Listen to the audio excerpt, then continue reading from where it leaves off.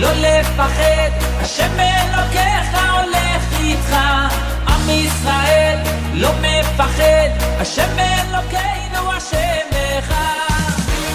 Bonjour à toutes et à tous, bienvenue dans votre émission du vendredi, l'univers de la Yeshiva. Nous sommes bien sûr ce Shabbat Parashat Behar et Bechukotai, mais surtout nous arrivons très prochainement à notre magnifique fête de Shavuot.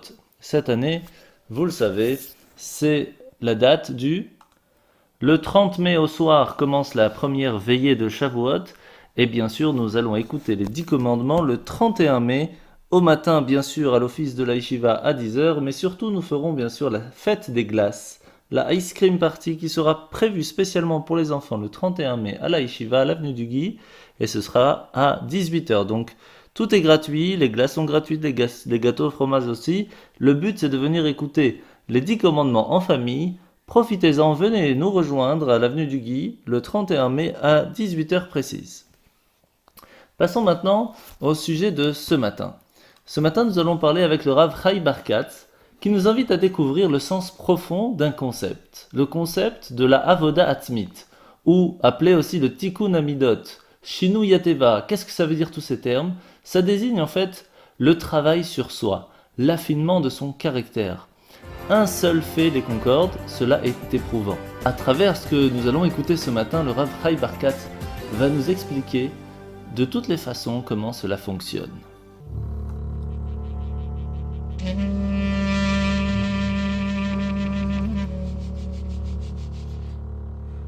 Shalom Uvracha. Nous nous retrouvons aujourd'hui pour parler d'un thème qui est quelquefois mis de côté dans les exposés sur la Torah, mais qui en vérité reste toujours d'une grande actualité, à savoir le travail sur le caractère, travailler son caractère. C'est-à-dire que, qu'est-ce que c'est le caractère ? Le caractère s'appelle dans les livres du Moyen-Âge et les livres des devoirs des cœurs, ce qu'on appelle les devoirs des cœurs, Chovat Alvavot, ça s'appelle les midot. Les midot, en hébreu, ça veut dire les mesures, et qui se traduisent par les qualités et les défauts que l'on a dans sa personnalité. On appelle ça les midot parce qu'il peut y avoir des midot tovot, des bonnes vertus, des qualités, et il y a des vertus négatives qu'on appelle des vices, ou qui peuvent être des défauts simplement et qui deviennent par la suite des vices. Et tout ceci est au niveau émotionnel. On appelle ça des midot raot ou des midot tovot. Et le judaïsme met beaucoup l'accent sur le principe du travail sur les midot, sur le travail de son caractère. Vous allez dire, mais si on nous a donné la Torah c'est quelque chose d'intellectuel, c'est de l'étude, c'est de la contemplation, c'est de l'analyse. Il y a une science à l'intérieur, il y a des enseignements, il y a des renseignements. Mais en quoi y a-t-il une invitation à travailler sur son caractère ? Alors, on nous dit que, dans les livres de Chassidut, on nous dit que, ce que répète d'ailleurs, la Chassidut répète ce que disent les philosophes du Moyen-Âge, que la raison pour laquelle Dieu nous a donné un cerveau, un sechel, ce n'est pas pour le sechel lui-même, mais c'est pour les midot. Le travail et l'agrandissement, le développement du sechel, la tête se développera quand ? À la venue du Mashiach. À ce moment-là, nous aurons une tête tellement développée que nous serons au niveau de la prophétie, mais que tout le temps où il n'y a pas encore ce dévoilement de Dieu sur terre, le travail essentiel, c'est que le sechel, c'est-à-dire l'intelligence et le résultat intellectuel de nos recherches et de notre étude, ce sechel doit descendre pour changer les midot. Ce que l'on voit d'ailleurs dans la conquête de la terre d'Israël, où il y avait là-bas 7 peuples. Il y avait 7 peuples qui sont correspondants aux 7 mauvaises qualités que l'on a en soi et que l'on doit transformer en qualité positive, en vertu. Et donc on voit bien que, comme nous disent les textes, qu'un jour viendra où nous gagnerons 3 territoires en plus, qui sont le côté intellectuel, le chabad, la chokhma bina da'at de l'individu. Mais ceci se fera après la venue de Mashiach, où on ouvrira notre cerveau de façon inimaginable. Mais pour l'instant, notre cerveau ne sert qu'à transformer notre caractère. Et ceci doit être pour nous quelque chose d'impératif. Comme un jour on raconte que le rabbi précédent, le rabbi de Lubavitch précédent, Rabbi Yosef Yitzhak, avait été dans une yeshiva faire une conférence, et à la fin de la yeshiva, à la fin de la réunion, il a pris un élève à part, et qui était connu pour être un élève très brillant, qui avait une facilité de comprendre et de retenir les choses. Et le rabbi précédent lui a dit « Qu'est-ce que tu fais dans la yeshiva ?» Alors il a répondu « J'apprends la Torah. » Il a dit « Tu apprends la Torah, mais qu'est-ce que la Torah t'apprend ? Que toi tu apprennes la Torah, c'est bien, mais ça donne un sentiment que c'est toi qui joues sur la Torah. C'est toi qui es au-dessus d'elle. Mais moi je veux savoir qu'est-ce qu'elle t'apprend. C'est-à-dire en quoi tu t'interroges et que tu te positionnes quand tu apprends quelque chose. Est-ce que ce quelque chose, est-ce que tu le fais descendre dans le vécu et dans la argacha, dans le fait de ressentir?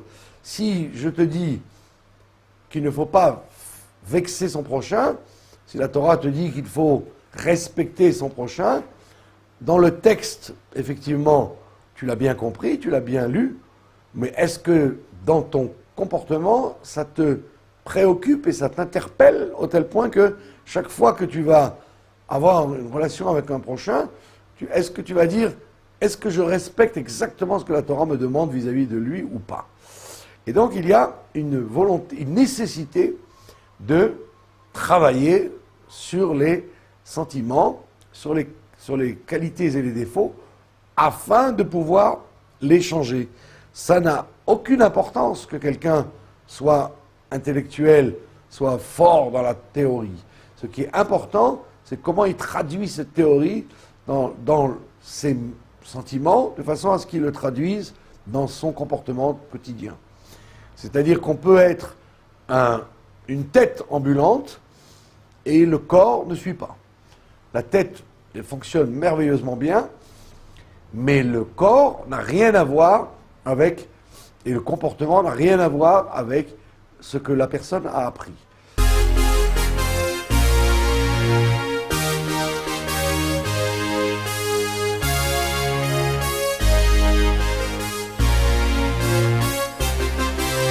Les Garzélim qui laissent le loup et l'agneau sans stress, ils vivront et mangeront dans le même domaine.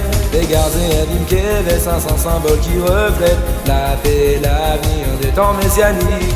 Oh, y a encore combien de temps pour arriver à cet instant où loup, mouton, brebis, agneau boiront dans la même eau.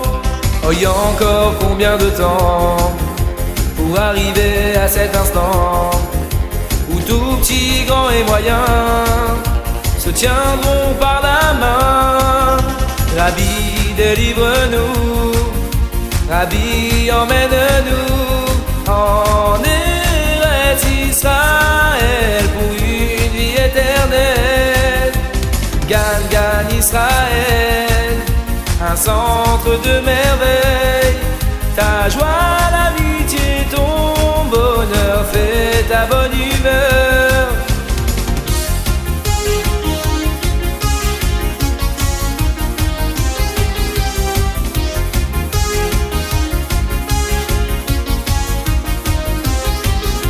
Oh, y a encore combien de temps pour arriver à cet instant où loup, mouton, brebis, agneau boiront dans la même eau. Oh, y a encore combien de temps pour arriver à cet instant où tout petit, grand et moyen se tiendront par la main. Rabbi, délivre-nous, Rabbi, délivre-nous, Rabbi, emmène-nous, en Eretz Israël pour une vie éternelle. Gagne, gagne Israël, un centre de merveille, ta joie, l'amitié, ton bonheur fait ta bonne humeur. Gagne, gagne Israël, un centre de merveille, ta joie, l'amitié, ton bonheur fait ta bonne humeur. Rabbi, délivre-nous, Rabbi, délivre-nous, oh Rabbi, emmène-nous en Eretz Israël pour une vie éternelle.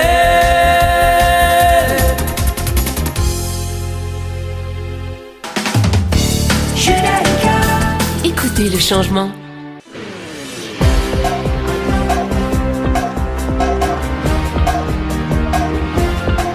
Nous revoilà sur Radio Judaïka. Nous venons de commencer à écouter le Rav Chaim Bar Katz qui nous a expliqué comment est-ce que un travail sur soi c'est quelque chose d'assez éprouvant. De l'autre côté, on ne peut pas commencer à réfléchir, à étudier s'il n'y a pas un travail qui vient et qui est sorti de cette étude. S'il n'y a que l'étude sans le changement de son caractère, c'est une étude qui est un petit peu en vain. Alors comment tout cela fonctionne? Écoutons encore le Rav Chaim Bar Katz. La Torah vient nous mettre en garde, de nous dire attention, c'est très beau de bien apprendre, de bien comprendre, mais le plus urgent, ce n'est pas de comprendre et d'apprendre, le plus urgent, c'est de pratiquer dans les sentiments ce que tu as appris. Il y avait une plaisanterie qu'on raconte. Il y avait dans une yeshiva un monsieur, un garçon, qui étudiait un énorme livre, un pavé, comme on dit, qui parlait en des centaines de pages du fait d'être annulé vis-à-vis de Dieu et annulé vis-à-vis des hommes. Annuler ne veut pas dire mourir, annuler veut dire accepter et recevoir l'existence d'un être supérieur et l'existence d'un prochain qui est autour de nous. Et ce garçon étudie avec assiduité ce livre sur ce qu'on appelle dans la chassidoute le bitoul, le fait de s'annuler. Et il était très fort dans ce livre, il était extrêmement, il répétait, il révisait, jusqu'à ce que les moindres détails de l'annulation de soi lui étaient familiers. Et dans cette yeshiva, un jour, il n'y avait pas de place pour s'asseoir, et donc c'était impossible, si on n'avait pas pris une place depuis le matin, de trouver une place pour pouvoir s'asseoir et étudier. Or, ce garçon a mis son livre devant lui, il a commencé à étudier, et il a dû s'absenter quelques minutes, et donc il a laissé le livre ouvert et la chaise, et donc il a provoqué qu'il y avait une place libre.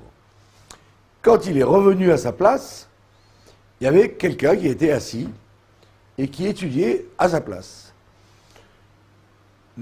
Alors évidemment, les gens ont attendu sa réaction. Ne voit-on pas qu'il a incendié le monsieur qui avait pris sa place? Il est même arrivé presque à l'insulter, tellement il était vexé et offusqué qu'il lui ait pris sa place. Donc, qu'est-ce que la réaction immédiate que vous en tirez? C'est que, au niveau de la théorie, il a effectivement beaucoup apprécié qu'il fallait être annulé devant l'autre, annulé devant son prochain, mais il n'a pas toléré même un quart de seconde que quelqu'un qui a fait exprès ou n'a pas fait exprès, ait pris sa place. Il aurait pu, si l'étude était intégrée en lui, était influencée son comportement, il aurait eu une réaction de respect et de négociation en disant « Monsieur, tu sais, ceci était ma place, est-ce que tu peux te lever parce que je me suis absenté quelques minutes, mais en vérité, je n'avais pas l'intention de partir pour de bon, etc. » Il aurait dû avoir une approche beaucoup plus aimante et beaucoup plus aimable vis-à-vis de l'individu qui lui a pris sa place, même si cet individu l'avait fait de façon effrontée, sans aucune honte. Donc on voit bien que ça n'est pas le tout d'apprendre au niveau théorique une chose et de la décortiquer comme il faut au niveau intellectuel. Il faut être capable que les midotes, que les sentiments soient interpellés par ce qu'il a appris, à tel point que s'il a lu une phrase, cette phrase, il doit tout de suite dire « mais cette phrase, demain matin, je vais être obligé, dès que je vais fermer le livre, je vais être obligé de l'accomplir, de la pratiquer. Je ne peux pas laisser cette phrase comme elle est. Je ne peux pas dire intellectuellement j'ai compris, maintenant quant à l'application concrète, il n'y a rien qui urge, peut-être dans 20 ans ou dans 30 ans, quand j'aurai le temps, je commencerai à appliquer ce qui est écrit. » On le voit bien, d'ailleurs, ce que nous disent les sages à propos d'une des tfilotes que nous disons tous les jours. Donc il y a une espèce de lassitude qui devrait s'instaurer dans cette tfila. La tfila que l'on dit, qui s'appelle Baruch She'amar, il est écrit dans nos livres et dans le Shulchan Aruch que cette tfila est descendue du ciel, elle est descendue du ciel, et que donc chaque jour, on doit la relire comme si on découvrait cette prière. Pour quelle raison nous dit-on cette affirmation extrêmement intéressante, qu'une prière qui serait descendue du ciel? Pour nous dire que, puisqu'elle est descendue du ciel, elle a un caractère éternel, un caractère qui dépasse la logique du quotidien. Et donc, quand tous les jours tu relis cette prière, tu dois te dire, mais effectivement, si elle est descendue du ciel, c'est qu'elle est nouvelle pour moi.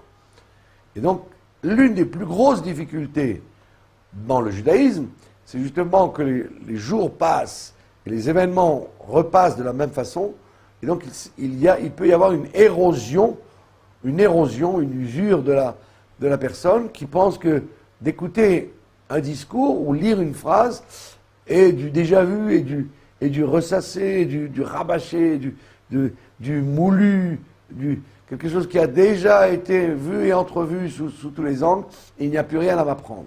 Alors qu'en vérité, si on sait que la Torah est éternelle, chaque jour, même si je revois la même phrase ou la même notion, elle devrait à nouveau me réveiller et m'enflammer comme elle m'a enflammé la première fois que je l'ai lu.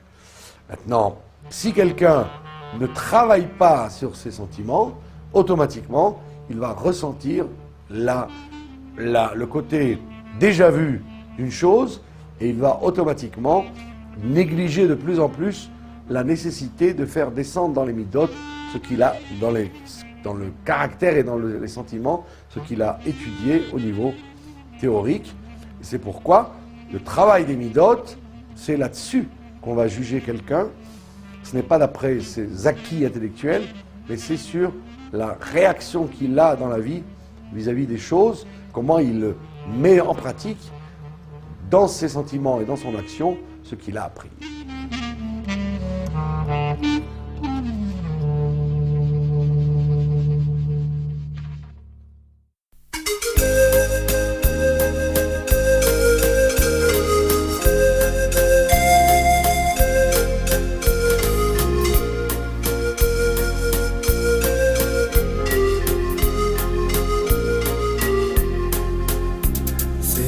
Yom Kippour, durant la tfila, une jeep apparut, le sergent cria, la guerre a éclaté, vous êtes mobilisés pour lutter les Manachés.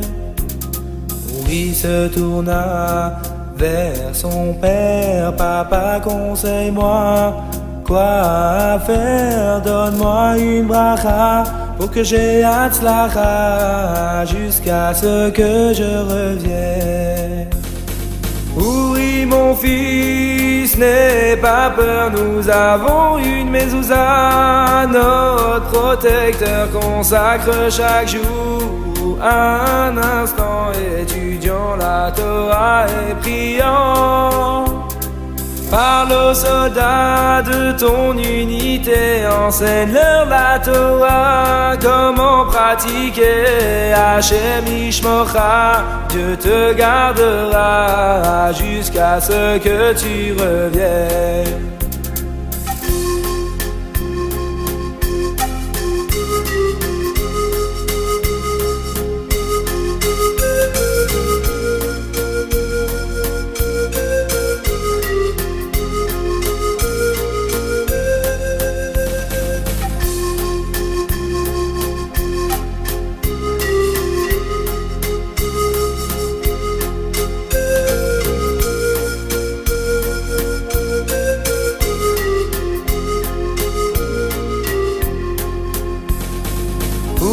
Mon fils, n'aie pas peur, nous avons une mezouza, notre protecteur consacre chaque jour un instant, étudiant la Torah et priant. Parle aux soldats de ton unité, enseigne-leur la Torah, comment pratiquer. Hachem Ishmocha, Dieu te gardera jusqu'à ce que tu reviennes. Jusqu'à ce que tu reviennes. Jusqu'à ce que tu reviennes. Retrouvez-nous sur radiojudaïka.be. Dis maman, c'est quand Ganhai? Cette année, du 3 au 20 juillet. Je dois attendre si longtemps? L'année dernière, l'été s'est déroulé à une vitesse folle à Ganhai. J'ai tellement de merveilleux souvenirs. Chaque jour était une nouvelle surprise. Le matin, on commençait la journée par le grand rassemblement. C'était cool de chanter pour faire gagner des points à notre équipe. Puis, il y avait toujours plein d'activités amusantes. Chaque jour, il y avait un thème et on apprenait quelque chose sur notre héritage, le judaïsme. Toujours dans la joie. On faisait des super sorties. Ganhai, c'est des expériences que je n'avais jamais eues. Maman, tu te rappelles de tous les travaux manuels que je te montrais quand je les ramenais à la maison? Je me sentais comme une vraie artiste. Maman, tu te souviens du professeur de sport, Roberto? Il nous apprenait l'importance de jouer en équipe. Il nous montrait plein de trucs à faire avec le ballon de foot. Je me rappelle encore ce clown amusant qui nous entraînait dans la magie du cirque. Et oui, aussi le monsieur qui venait faire avec nous des bulles géantes. C'était formidable. Je me suis fait plein de nouveaux amis l'année dernière. Et les monitrices nous apprenaient à être solidaires et à penser à l'autre. Ça s'appelle Arafat Israël. Les monos étaient tellement sympas, si gentilles et attentives. Elles écoutaient tout ce qu'on leur racontait. Elles nous donnaient beaucoup de confiance. Je me sentais tellement épanouie. Maman, c'est quand encore Ganhai cette année? Cette année, du 3 au 20 juillet. Ok, je le note sur mon calendrier. J'ai hâte d'y aller. Maman, n'oublie pas de m'inscrire s'il te plaît.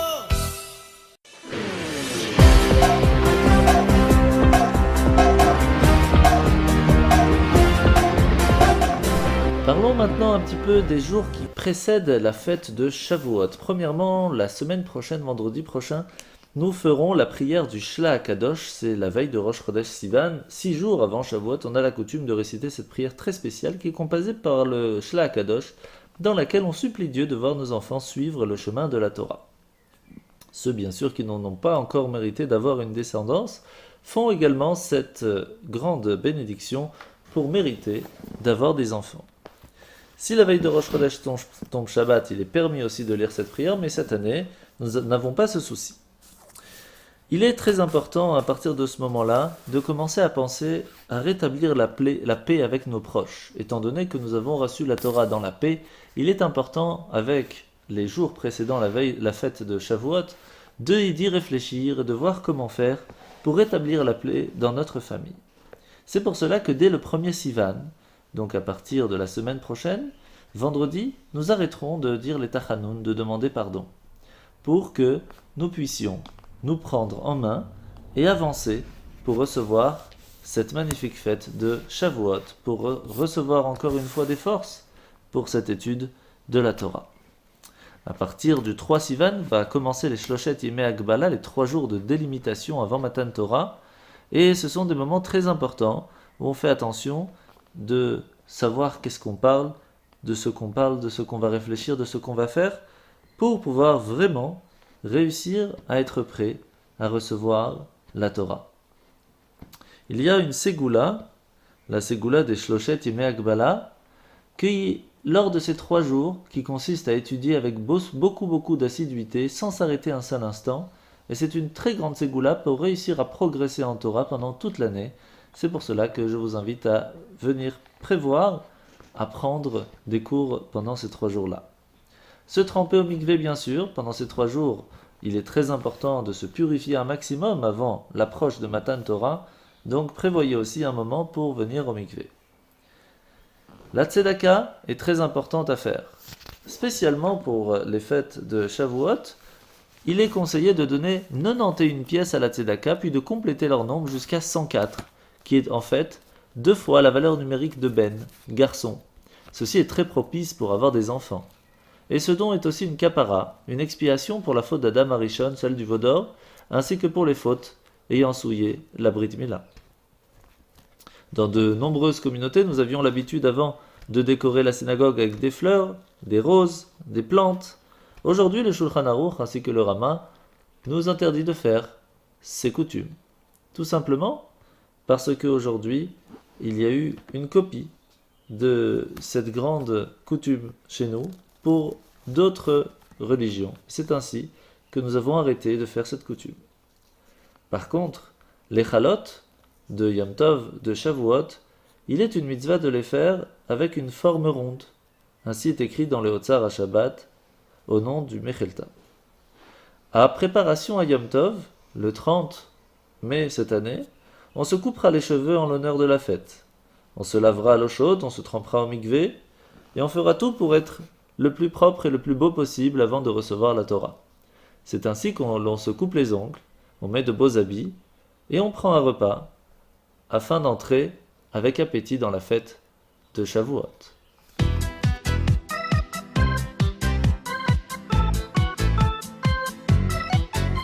אהבתי כי שמע אדוני את קולי תחנוני כי היכה אוזנו לי ובימי אקרא עפפוני חבלי מוות ומצרי שאול מצאוני צרה ויגון אמצאו בשם אדוני אקרא אדוני מלטה נפשי חנון אדוני וצדיק ואלוהינו מרחם שומר תאים אדוני דלותי ולי יושיע שובי נפשי למנוחייכי כי אדוני גמל עלייכי כי חילצת נפשי ממוות את עיני מן דמעה את רגלי מדחי אתהלך לפני אדוני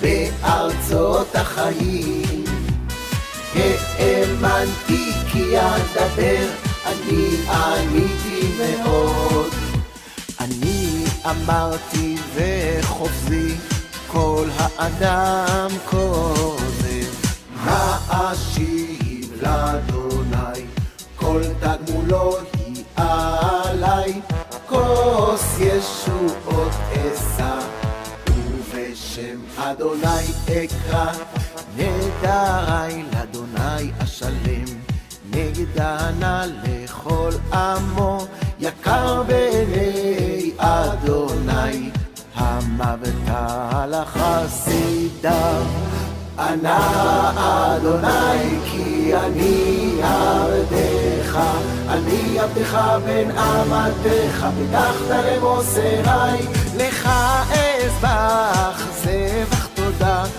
ובשם אדוני אקרא נדרי לאדוני אשלם נגדנה לכל עמו בחצרות בית אדוני בתוכך ירושלים הללויה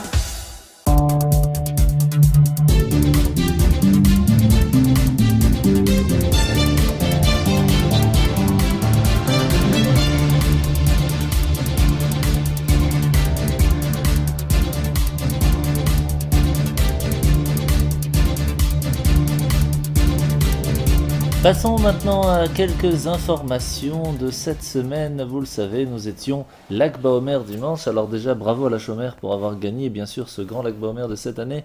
Mais parlons véritablement du Lag Baomer en soi, qui était bien sûr la fête de Rabbi Shimon Bar Yochai.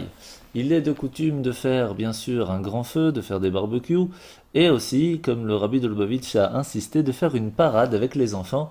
Et nous avons eu la possibilité de le faire cette année à la synagogue Mahalé, qui était vraiment quelque chose d'extraordinaire. Merci à tous d'avoir participé et d'avoir fait cela de façon magnifique. Alors, intéressant par rapport aux parades, bien sûr, la 30e année à Sarcelles, au Pérou, cette année, une parade avec 2 Alapagas qui sont venus. Donc, Cusco, qui est une ville du sud-est du Pérou, au milieu de la cordillère des Andes, c'est une ville d'altitude de plus de 3400 mètres, une taille assez modérée, environ 300 000 habitants. Et pourtant, il n'y a pas une seule famille juive à Cusco, à l'exception des Shluchim, le Rav Ofer Kripor.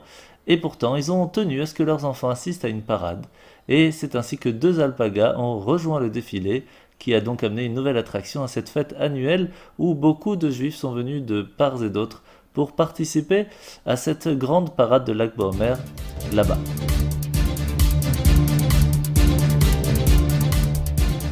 Alors, une autre petite chose assez intéressante, c'est la visite du Premier ministre ukrainien en Israël. Donc, le Premier ministre ukrainien, M.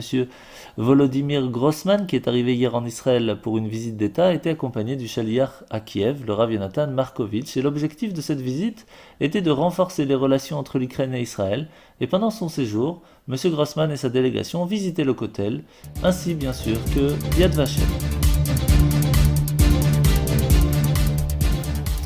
Une choupa historique, le mariage acronite de M. Hert avec Mme Alpern de Toronto, a transformé le paysage de Times Square à New York par la célébration d'une choupa chassidique avec des milliers de passants qui ont été témoins de cette cérémonie inhabituelle en plein Times Square, un des endroits les plus célèbres et les plus animés du monde.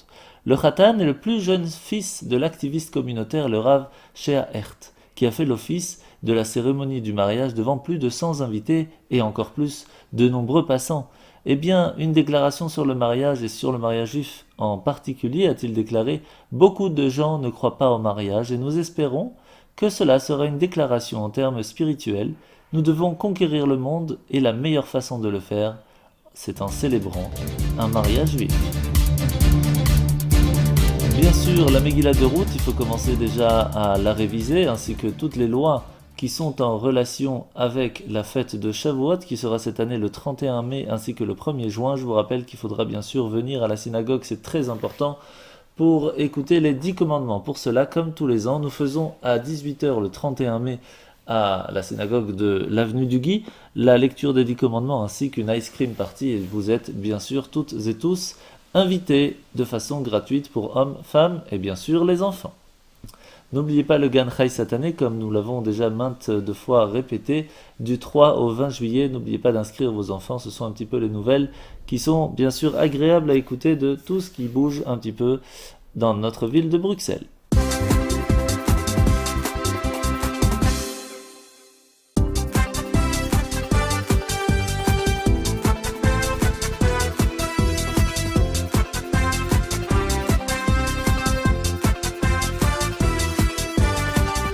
Chers auditeurs, chers parents, je vous rappelle le stage de jour à Uccle, le Gan Chai cette année du 3 au 20 juillet, le Chai Kids de 3 à 5 ans, le Chai Junior de 6 à 12 ans. Pour tout renseignement et inscription, Madame Pinson au 0476 21 74 45 ou à info@ganichai.com. Vous pouvez avoir tous les renseignements sur le site internet du Gan Chai sur www.ganichai.com. Sorties, sensations, super sport, atelier artistique, foot fantastique, jolis jeux, vive les vacances. Il ne vaut rien de mieux que le meilleur, déjà 25 ans, depuis 1991 jusqu'à aujourd'hui. Il est possible d'inscrire les enfants pour une ou plusieurs semaines. Tout cela est pour vous, chers parents, chers enfants. N'oubliez pas d'inscrire vos enfants au stage de jour à Uccle, le Gan Chai. Des enfants réunis pour relever ensemble ce beau défi. En plein milieu de chaque île, ils sont là, ils s'amusent et ils étudient. Des 12 mois de l'année, le plus excitant c'est juillet. Il y a de l'ambiance et de la Torah, du soleil plein d'action et de la joie. C'est ce Gan qui ravive la flamme, c'est ce Gan qui touche ton âme. Il t'éclaire, te rend fier de ton identité. Gan, Gan, Gan Israël. C'est ce Gan qui ravive la flamme, c'est ce Gan qui touche ton âme. La bracha du Rabbi est notre étendard. Gan, Gan, Gan Israël.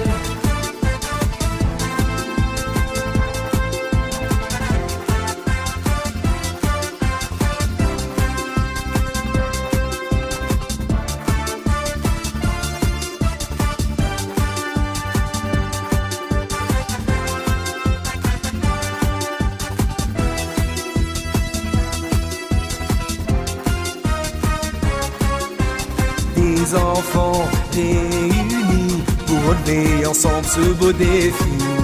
En plein milieu de chaque ville, ils sont là, ils s'amusent et ils étudient. Des 12 mois de l'année, le plus excitant c'est juillet. Y a de l'ambiance et de la Torah, du soleil plein d'action et de la joie. Oh, c'est ce Gan qui ravive la flamme, c'est ce Gan qui touche ton âme. Il t'éclaire, te rend fier de ton identité. Gan, Gan, Gan Israël. C'est ce Gan qui ravive la flamme, c'est ce Gan qui touche ton âme. La bracha du Rabbi est notre étendard. Gan, Gan, Gan Israël.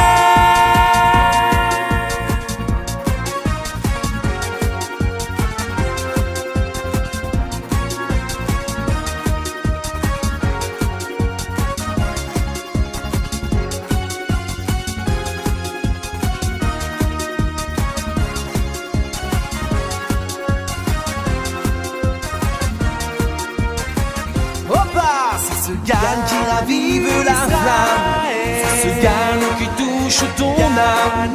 Il t'éclaire, te rend fier de ton identité. Gan, Gan, Gan Israël. C'est ce Gan qui ravive la flamme, c'est ce Gan qui touche ton âme. La bracha du Rabbi est notre étendard. Gan Israël qui ravive la flamme, c'est ce Gan qui touche ton âme. Il t'éclaire, te rend fier de ton identité. Gan, Gan, Gan, Gan, Gan Israël. C'est ce Gan qui ravive la flamme, c'est ce Gan qui touche ton âme. La bracha du Rabbi est notre étendard. Gan, Gan Israël.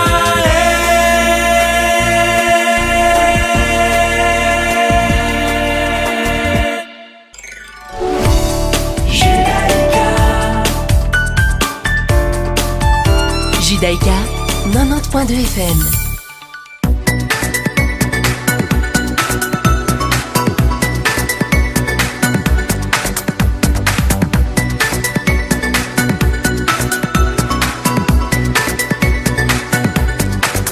Passons maintenant au passage de la paracha de la semaine. Bien sûr, nous sommes parachat Béar et Bechukotai. Sur la parachat Béar, bien sûr, nous parlons du mont Sinaï, où Dieu nous a donné, et bien sûr d'abord à Moshe, les lois relatives à l'année shabbatique, la Shemitah. En fait, tous les 7 ans, tous les travaux agricoles vont devoir cesser dans le pays d'Israël et tous les produits qui sont spontanés, qui viennent de la terre, seront laissés à la libre disposition des hommes et des animaux. La promesse est donnée que la récolte de la 6e année va produire l'équivalent de 3 récoltes et qui va donc donner la possibilité à chacun de manger pendant la 6e année, la 7e mais aussi la 8e, puisqu'il faut encore avoir du temps pour labourer, semer et attendre pour pouvoir récolter. 7 de ces cycles shabbatiques, donc 7 fois 7 ans, va aboutir à une 50e année qu'on appelle l'année du Yovel, le jubilé en français, durant laquelle on va pas seulement pas travailler la terre, mais ceux dans le peuple qui seraient vendus comme esclaves vont être libérés. Toutes les propriétés foncières ancestrales reviennent à leurs propriétaires d'origine. C'est ainsi que la paracha de Béar commence avec tous ces commandements qui sont relatifs à la propriété foncière et les interdits concernant l'escroquerie et l'usure. Dans la parachat Bechukotai, Hachem promet aux enfants d'Israël que s'ils veillent au respect de ses commandements, ils vont connaître la prospérité matérielle et vont demeurer en sécurité dans le pays d'Israël. Mais il met aussi une mise en garde. L'exil, la persécution, des problèmes pourraient frapper le peuple juif s'ils abandonnaient leur alliance avec lui. Cependant, même alors que on pourrait se retrouver relégué au pays de nos ennemis, je ne les aurai point dédaignés ni repoussés au point de les anéantir, car je suis l'Éternel, leur Dieu, et je me rappellerai en leur faveur le pacte des aïeux. Ainsi, la paracha nous promet, avec une promesse que Dieu nous fait, que même avec tout ce qui pourrait se passer, il sera toujours là pour nous protéger.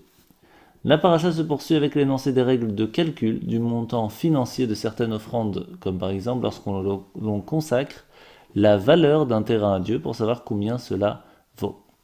Ainsi, la parashat Bechukotai va conclure le 3e livre de la Torah, la parashat Vaikra, le Lévitique, et la semaine prochaine, nous passerons bien sûr donc au 4e livre de la Torah, celui de Bamidbar. Je vous laisse maintenant écouter le passage de Béni, qui est une partie, comme vous le savez, de Yeladim pour les enfants, vraiment bien fait pour les enfants. Parashat Be'ar Bechukotai, c'est parti. Alors c'est parti. Mais attends Béni, on ne connaît même pas le nom de la paracha de la semaine.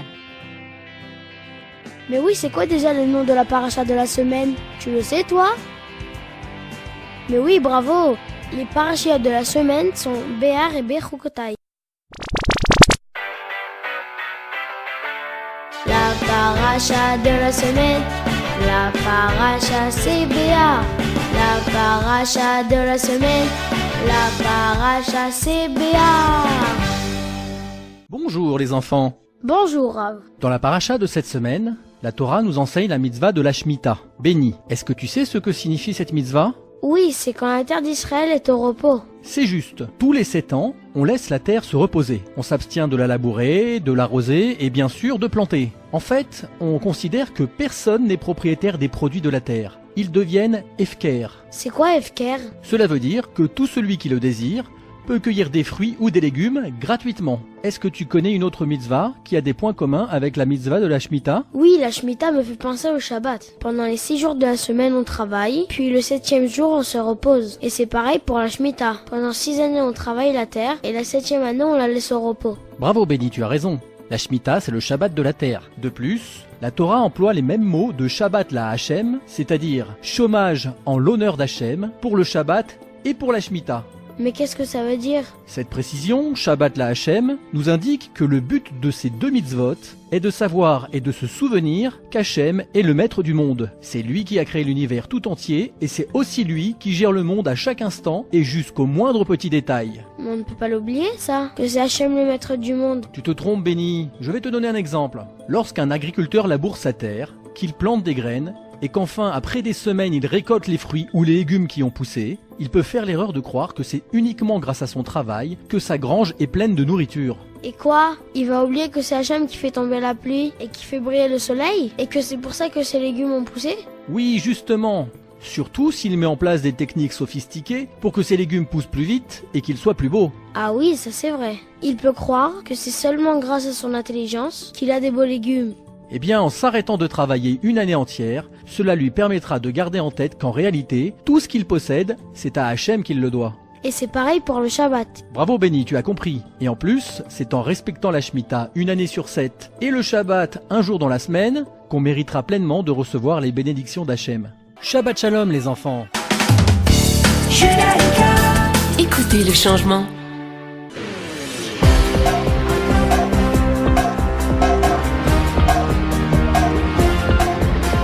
Et bien un petit mot pour finir cette émission avant de vous donner les horaires de Shabbat. Gad Elmaleh qui parle du Rav Raskin. Écoutez le message si fort qui ressort de cette petite pointe d'humour. Il y avait son papa, le Rav Raskin, Zichrono Livracha, un personnage, un pilier de la communauté au Maroc. C'est une référence pour nous. Moi, je l'imitais. Quand j'étais petit, je n'arrêtais pas d'imiter. Chaque juif a besoin d'un vague mitzvot. Qu'est-ce qu'il dit? Il dit que chaque juif a besoin de faire des mitzvot, des bonnes actions. Chaque juif a besoin de faire des mitzvot. Se faire un mitzvot, d'autres prendre Mashiach, donner des mitzvot, pas de faire.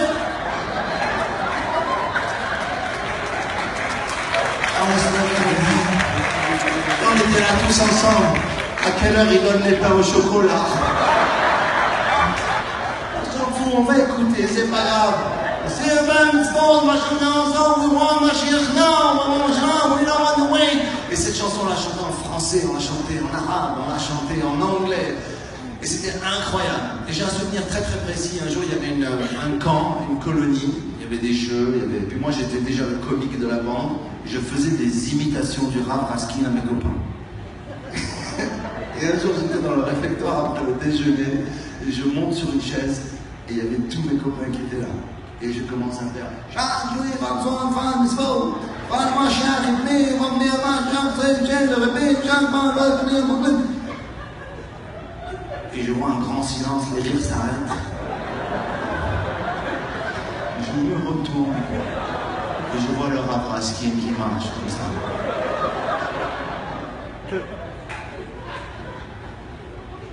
Il me regarde et il me dit si tu veux faire les comiquets, fais les comiquets, même si tu te moques de moi, mais fais les biscottes.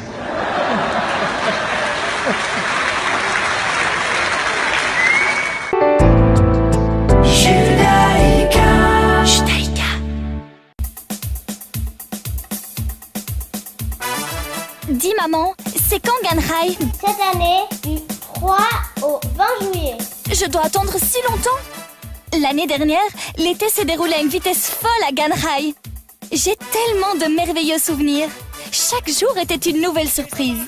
Le matin, on commençait la journée par le grand rassemblement. C'était cool de chanter pour faire gagner des points à notre équipe. Puis, il y avait toujours plein d'activités amusantes. Chaque jour, il y avait un thème et on apprenait quelque chose sur notre héritage, le judaïsme. Toujours dans la joie. On faisait des super sorties. Ganhai, c'est des expériences que je n'avais jamais eues. Maman, tu te rappelles de tous les travaux manuels que je te montrais quand je les ramenais à la maison? Je me sentais comme une vraie artiste. Maman, tu te souviens du professeur de sport, Roberto? Il nous apprenait l'importance de jouer en équipe. Il nous montrait plein de trucs à faire avec le ballon de foot. Je me rappelle encore ce clown amusant qui nous entraînait dans la magie du cirque. Et oui, aussi le monsieur qui venait faire avec nous des bulles géantes. C'était formidable. Je me suis fait plein de nouveaux amis l'année dernière. Et les monitrices nous apprenaient à être solidaires et à penser à l'autre. Ça s'appelle Arafat Israël. Les monos étaient tellement sympas, si gentilles et attentives. Elles écoutaient tout ce qu'on leur racontait. Elles nous donnaient beaucoup de confiance. Je me sentais tellement épanouie. Maman, c'est quand encore Ganhai cette année? Cette année, du 3 au 20 juillet. Ok, je le note sur mon calendrier. J'ai hâte d'y aller. Maman, n'oublie pas de m'inscrire s'il te plaît.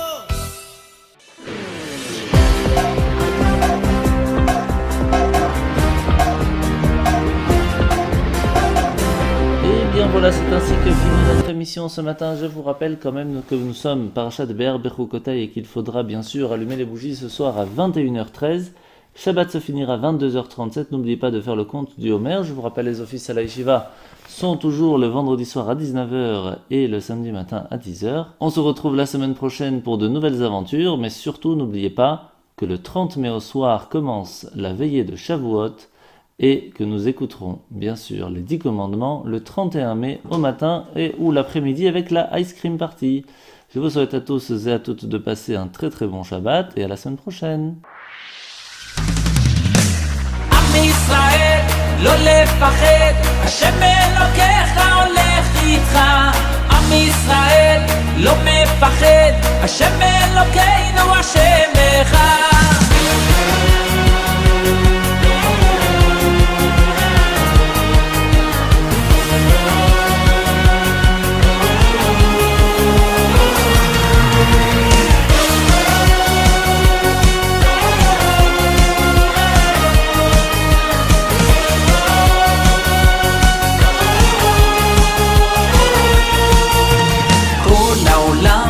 גשר צר, והעיקר לא לפחד כלל, ומלמעלה הוא שומר, צר ואויב לא יתקרב, אח לאח ויד ביד, ישראל זה עם אחד, ומלמעלה הוא עוזר, שומר שומר ישראל.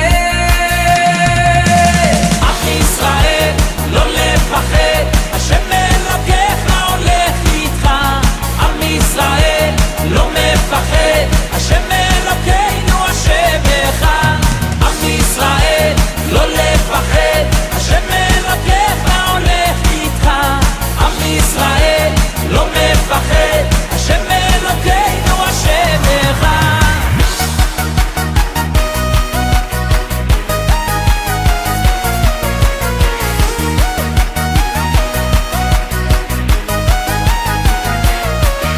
כל העולם הוא גשר צר, והעיקר לא לפחד כלל, ומלמעלה הוא שומר, צר ואויב לא יתקרב. אח לאח ויד ביד, ישראל זה עם אחד, ומלמעלה הוא עוזר, שומר שומר ישראל.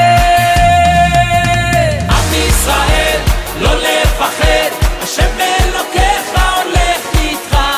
עם ישראל לא מפחד, השם אלוקינו השם אחד. עם ישראל לא לפחד, השם אלוקיך הולך איתך. עם ישראל לא מפחד, השם אלוקינו השם אחד.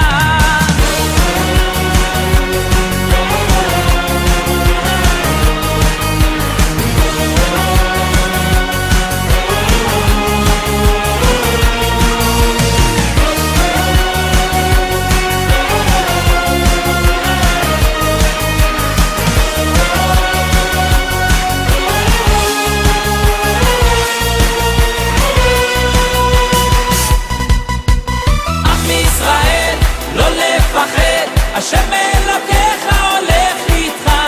עם ישראל לא מפחד, השם אלוקינו השם אחד. עם ישראל לא לפחד, השם